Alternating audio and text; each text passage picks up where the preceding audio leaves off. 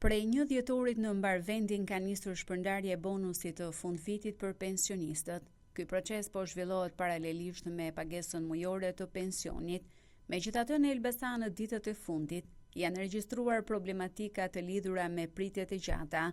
Pensionistët thonë se janë të detyruar të qëndrojnë në radhë për të marrë pagesat dhe pavarësisht se paraqiten herët në pikat postare, u është komunikuar se nuk ka para në dispozicion, duke I detyruar të rikthehen në një moment të dytë. Pensionistë në radhë presin të marrin pagesat. Ka të orë dje këtu. Ebe 4 ditë që vjen. Si gjë hiç.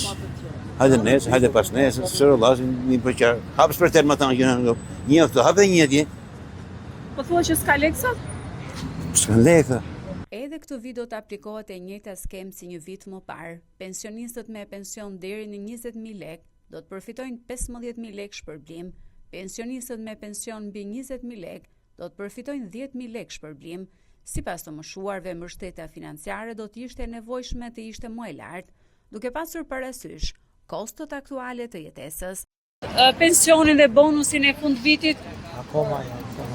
Pse? S'kemi ma, se s'kemi datë caktuar, do të bëj datat.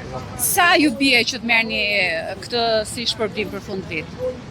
100.000 lekë, so unë kap marrë mbi 200, saj. Është një shumë e mjaftueshme për t'ju ndihmuar apo do duhet të ishte më e lartë se sa? E lartë më mirë do ishte. Diskutohet ajo që ka më shumë është më mirë, po na pa.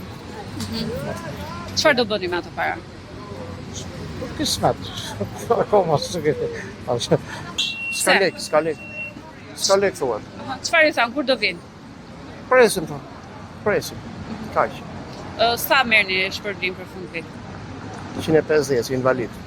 Jo, sot. Isha edhe dje, po dje s'mbaron punë, as dje.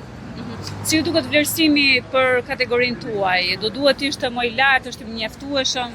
Do të ishte sa më I lartë për arsye të çmimeve dhe kostot jetesës. Është shtrejtu kosta jetesës. Prandaj. Do duhet të ishte më I lartë. Po, patjetër.